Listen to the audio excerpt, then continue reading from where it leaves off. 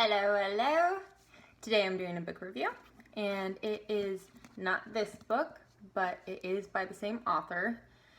And it's the first book in the series. It's called The Clan of the Cave Bear. Now, I started reading this book when I was in like the 6th grade, and I'd read it to my mom at night, and it is a long story, but it's also very good. It's crazy. It's about this girl named Ayla, and this is based on back when Neanderthals when there were Neanderthals still. And Ayla is different because she's more like us. She's more advanced. She looks different. She doesn't have like the big forehead like Neanderthals did back then. So it begins with when she was 6, and there's this huge earthquake.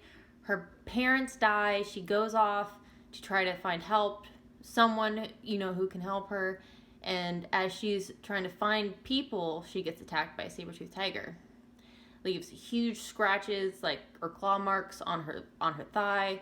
She's bleeding. She is able to hide herself away in like a crevice in a cave, and as she is there, after some time, the saber-tooth leaves, and then this medicine woman finds her, and the medicine woman is part of the clan of the Cave Bear, and takes her in like her own. Now, the medicine woman's brother, pretty sure it's her brother.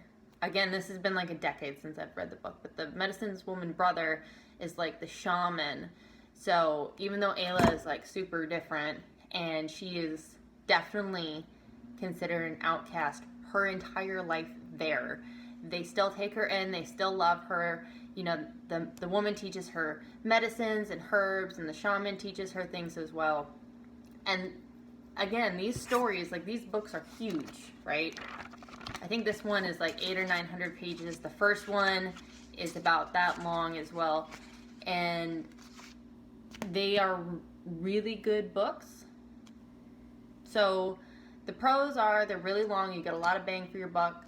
There's a lot of advancement in the story. So the first book, you get Ayla when she's like 6 to I think 18, somewhere around there. Like I said, it's been a while since I've read it. But you get to see her grow, and you get to grow with her, which is a really nice thing to have in a book and a story, because there is a lot of personal growth in the book, and Ayla is a really strong person, okay? Now, there are going to be a little bit of spoilers. I'll try not to spoil it too much, but I will tell you that there is a trigger warning. If you do not like books about rape, you shouldn't read this book, because Ayla gets raped by this Neanderthal multiple times. So if rape is one of your triggers, don't read the book. You won't like it. It's just don't do it. But aside from that, that sticks out to me more than most of the other traumatic stuff that happens. And there is a lot of traumatic stuff that happens.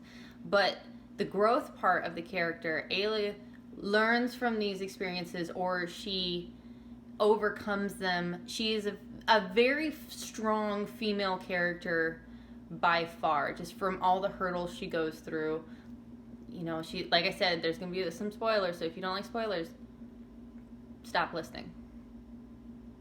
Okay? You still here? So for the spoilers, like, Ayla gets banished, like, twice. And the first time she gets banished because she uses weapons, and in the clan, women aren't supposed to use weapons. It's a no-no.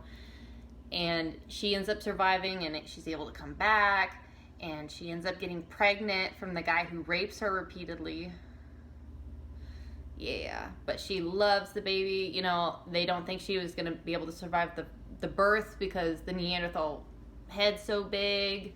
And it's a wonderful story, but it is very long. And the cons, I will say, some of the cons to it is this author likes to write a lot of detailed description. So if you are not into books that literally give pages of detail of one thing, you probably won't like it. A lot of those times when she does go into great detail about a valley or what a cave looks like or the forest they're walking through, usually I just skim.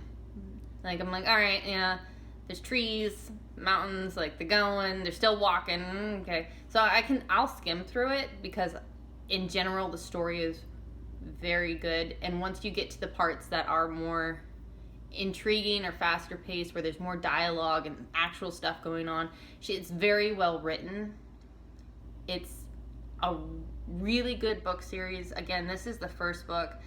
I thought about doing all the books that I've read in the series together, but that would be a really long video and I don't want to do that. So yeah, anyway, that's my book review for The Clan of the Cave Bear.